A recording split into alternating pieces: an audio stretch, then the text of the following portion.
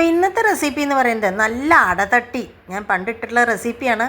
അടതട്ടിയുടെ കൂടെ ഒരു ടൊമാറ്റോ കറി ആയിക്കഴിഞ്ഞാൽ എന്തായിരിക്കും അതിൻ്റെ സ്വാദ് അറിയോ?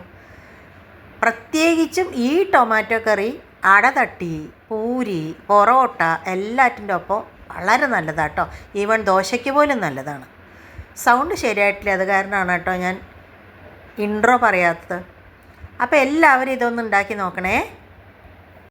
ഇന്നത്തെ റെസിപ്പി എന്ന് പറയുന്നത് തക്കാളിയും വെണ്ടയ്ക്കും വെച്ചിട്ടുള്ള ഒരു കിട്ടിലൻ, അതായത് ചോറിനും ദോശയ്ക്കും പൂരിക്കും പൊറോട്ടയ്ക്കും എല്ലാറ്റിനും ഒപ്പം കഴിക്കാൻ പറ്റുന്ന ഒരു വളരെ സ്വാദിഷ്ടമായ ഒരു വിഭവമാണ്. പെട്ടെന്ന് ഉണ്ടാക്കാൻ പറ്റും.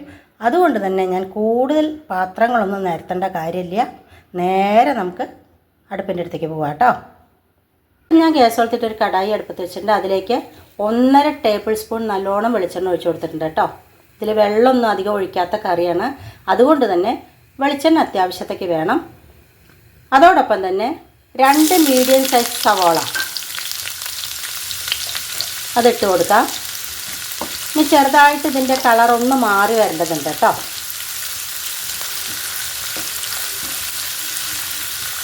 ഒന്ന് കളറ് മാറി വരട്ടെ, നമുക്ക് വെയിറ്റ് ചെയ്യാം. അപ്പം നമ്മുടെ സവാള ചെറുതായിട്ട് കളറ് മാറി വരുന്നു.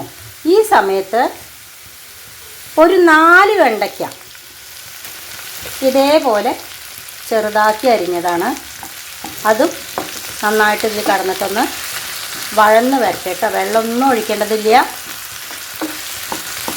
അപ്പോൾ സവാളയും കൂടി ഉണ്ടായിക്കോളും. വെയിറ്റ് ചെയ്യാം. ഇനി നമുക്ക് പച്ചമുളകും ഇഞ്ചിയും, ചെറിയൊരു കഷ്ണം ഇഞ്ചി കേട്ടോ, ചെറിയ കഷ്ണം മതി. ഈ സമയത്ത് വെളുത്തുള്ളി ഇഷ്ടമുള്ള ആൾക്കാർ വെളുത്തുള്ളി ഇട്ട് കൊടുത്തോളൂ. അതേപോലെ തന്നെ സവാളയ്ക്ക് പകരമായിക്കൊണ്ട് കുഞ്ഞുള്ളി ഉണ്ടെങ്കിൽ ഒരു 10-20 കുഞ്ഞുള്ളി എടുക്കുന്നതും നല്ലതായിരിക്കും കേട്ടോ. അപ്പോൾ കുറച്ചും കൂടി കൂടുതൽ ടേസ്റ്റ് കിട്ടും. നല്ലോണം ആയി വരട്ടെ. അപ്പം നമ്മുടെ സവാളയൊക്കെ ചെറിയൊരു ബ്രൗൺ കളറൊക്കെ ആയി വരാൻ തുടങ്ങി. ഇനി ഇതിലേക്ക് നമുക്ക് ആവശ്യത്തിനുള്ള മഞ്ഞൾപ്പൊടി ഇട്ട് കൊടുക്കാം. അതിൻ്റെ കൂടെ തന്നെ ഉപ്പ്,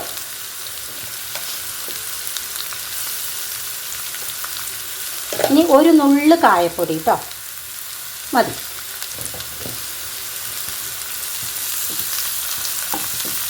ഇനി ഒന്ന് നന്നായിട്ടായി വരട്ടെ. ഗ്യാസ് ഒരു മീഡിയം ഫ്ലെയിമിൽ വെക്കണം, കരിഞ്ഞു പോവാതെ നോക്കണം. പല കാര്യങ്ങളും ഉണ്ടേ.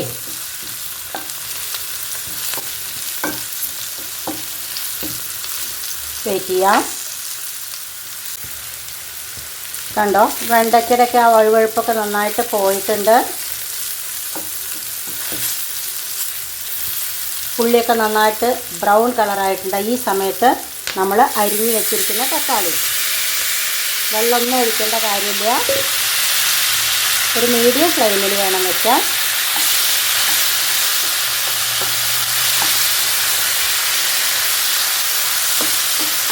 ഒന്ന് അടച്ച് വെച്ച് കൊടുക്കാം. തുറന്ന് നോക്കാം. കണ്ടോ, ഇത് തക്കാളിയുടെ ഉള്ളിൽ നിന്നും വന്ന വെള്ളം തന്നെയാണ് കേട്ടോ. നമ്മൾ വെള്ളമൊന്നും ഒഴിച്ചു കൊടുത്തിട്ടില്ല. ഒന്നും കൂടി ആയി വരേണ്ടതുണ്ട്. ഇതിൽ ശരിക്കും തക്കാളിയുടെ ഫ്ലേവർ തന്നെയാണ് മുന്നിട്ട് നിൽക്കേണ്ടത് കേട്ടോ. ഇനി ഇതിലേക്ക് നമുക്ക് എരിക്കനുസരിച്ചിട്ട്, അതൊക്കെ ഓരോരുത്തരുടെ ഇഷ്ടം. ഞാനിവിടെ 1/2 ടീസ്പൂൺ എരിയുള്ള മുളക് പൊടി, 1 ടീസ്പൂൺ സാമ്പാർ പൊടി, മല്ലിപ്പൊടിയൊന്നും വേറെ ഇടണ്ട. നല്ല സാമ്പാർ പൊടി നിങ്ങളുടെ കയ്യിലുണ്ടെങ്കിൽ, ഞാനിതിവിടെ പൊടിച്ച് വെച്ച് തന്നെയാണ്, വീഡിയോ ഒക്കെ ഇട്ടിട്ടുണ്ട് കേട്ടോ സാമ്പാർ പൊടിയുടെ. അപ്പോൾ അങ്ങനത്തെ പൊടി ഉണ്ടെങ്കിൽ നിങ്ങൾ അതൊരു ഇതേപോലെ തന്നെ 1 ടീസ്പൂൺ നല്ലോണം എടുത്താൽ മതി. ഇനി നമുക്ക് ഒന്നും കൂടി അടച്ച് വയ്ക്കാം. നല്ലോണം ഇടായി വരട്ടെ. തുറന്ന് നോക്കാം. എന്തൊരു മണമാണ് വരുന്നറിയോ. ഇതേപോലെ നല്ല ജ്യൂസുള്ള നാടൻ തക്കാളിനെ എടുക്കണം കേട്ടോ, എന്നാലാണ് ഇതേപോലെ തന്നെ കിട്ടുള്ളൂ. ഞാനൊന്ന് ഫ്ലെയിം കുറയ്ക്കട്ടെ. ഇനി ഇതിലേക്ക് നമുക്ക് കൂടുതലൊന്നുമില്ല, കറിവേപ്പില ഇട്ട് കൊടുക്കുക. അതേപോലെ തന്നെ കുറച്ച് കസൂരി മേത്തി. ഇനി നമുക്കൊരു വറവിടണം. ആ വറവിലാണ് ഇതിൻ്റെ ശരിക്കും സ്വാദിരിക്കുന്നത്. കുറച്ച് ഉഴുന്ന് പരിപ്പും കറിവേപ്പിലയും 2 വറ്റൽ മുളകും, പിന്നെ വെളുത്തുള്ളി ഇഷ്ടമുള്ള ആൾക്കാരാച്ചാൽ വെളുത്തുള്ളി ഒരു 5-6 അല്ലി എടുത്തോളൂ. ഞാനതെടുക്കില്ല. അതിന് പകരം ഞാനൊരു സവോളയുടെ ചെറിയൊരു കഷ്ണാട്ടോ എടുക്കുന്നത്, അല്ലെങ്കിൽ കുഞ്ഞുള്ളി ആയാലും എടുക്കാം, ഏതായാലും കുഴപ്പമില്ല. അപ്പോൾ ഇപ്പം ഞാൻ ഗ്യാസ് ഓഫ് ചെയ്ത് കൊടുക്കുകയാണ്.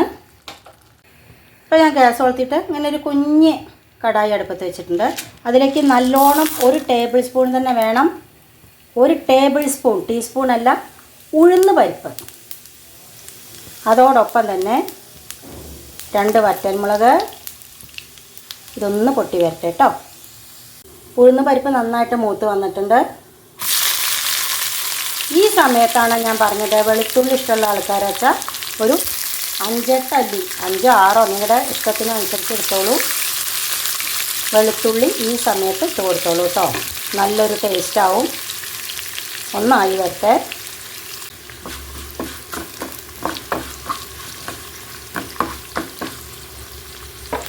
ഇനി ഇതിലേക്ക് നമ്മൾ കുറച്ച് കറിവേപ്പില, കുറച്ച് നല്ലോണം കറിവേപ്പില.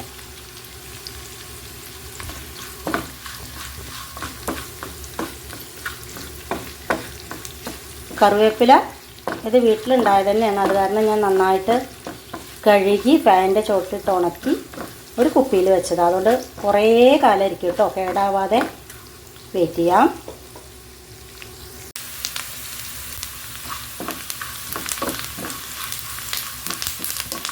നന്നായിട്ട് ആയി വരട്ടെ. ഇതിൽ ഈ ഉഴുന്ന് പരിപ്പിൻ്റെ ടേസ്റ്റ് മുന്തി നിൽക്കും കേട്ടോ ഈ ടൊമാറ്റോ കറിയിൽ. ഗ്യാസ് ഓഫ് ചെയ്ത് കൊടുക്കാം. അപ്പം നമ്മുടെ കറി ഇവിടെ ഇരിക്കുന്നുണ്ട്. അതിലേക്ക് ഇതും കൂടി അങ്ങോട്ട് ഒഴിച്ചു കൊടുക്കാം. ഹായ്, ഈ ഒരു ഫ്ലേവറിൽ എന്തായാലും നിങ്ങൾ ഇതേപോലെ ടൊമാറ്റോ, അതേപോലെ തന്നെ വെണ്ടയ്ക്ക, വേണമെങ്കിൽ വഴുതനങ്ങ എടുക്കാം കേട്ടോ, കുഴപ്പമില്ല. പക്ഷേ അധികം ടൊമാറ്റോ തന്നെ ആയിരിക്കണം. ഉണ്ടാക്കി നോക്കൂ, എന്തായാലും നിങ്ങൾക്ക് ഇഷ്ടമാവും. എന്നിട്ട് തീർച്ചയായിട്ടും ഫീഡ്ബാക്ക്സ് അറിയിക്കണം കേട്ടോ. അപ്പോൾ കണ്ടോ, നമ്മുടെ ടൊമാറ്റോ കറി കണ്ടു കഴിഞ്ഞാൽ തന്നെ അറിയില്ല ഇതിൻ്റെ ടേസ്റ്റ്. ഇങ്ങനൊരു സെർവിങ് ഡിഷിലേക്ക് ആക്കിയിട്ടുണ്ട്. ഇനി ഇതിൻ്റെ കൂടെ ഞാൻ അടതട്ടിയാട്ടോ ഉണ്ടാക്കുന്നത്. ഇന്നിവിടെ അടതട്ടിയാണ്, നല്ല സൂപ്പർ ടേസ്റ്റാണ്. അപ്പോൾ നമുക്ക് ഒരു അടതട്ടി ഉണ്ടാക്കിയിട്ട് വരാം കേട്ടോ.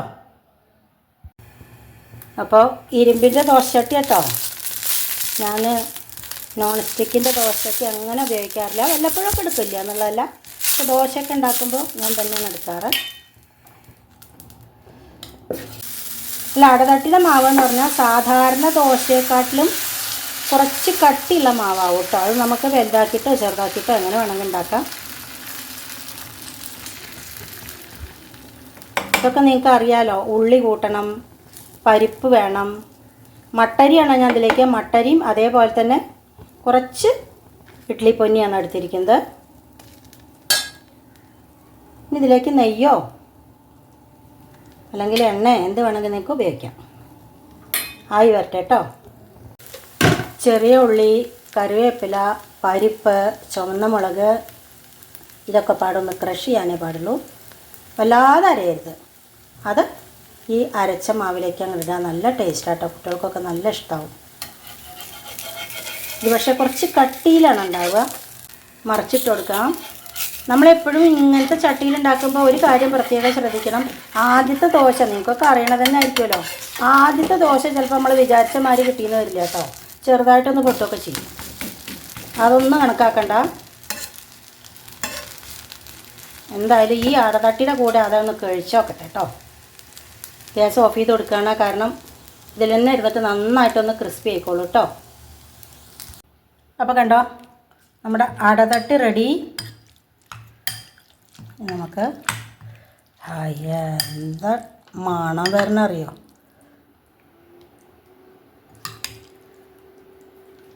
ചപ്പാത്തിക്കും പൂരിക്കും സൂപ്പറാട്ടോ. അത് ഞാൻ ഉണ്ടാക്കി നോക്കിയിട്ടുണ്ട്. നല്ല ക്രിസ്പി ആയിട്ടുണ്ട് ദോശ. ഒരു കഷ്ണം നല്ലോണം ടൊമാറ്റോ കൂട്ടാൻ. കഴിച്ചോളൂ എല്ലാവരും. എന്തായാലും ഉണ്ടാക്കി നോക്കിയിട്ട് ഫീഡ്ബാക്ക്സ് അറിയിക്കണേ. മറ്റൊരു പുതിയ വീഡിയോ ആയിട്ട് നാളെ കാണാം. അതുവരേക്ക് ബായ്.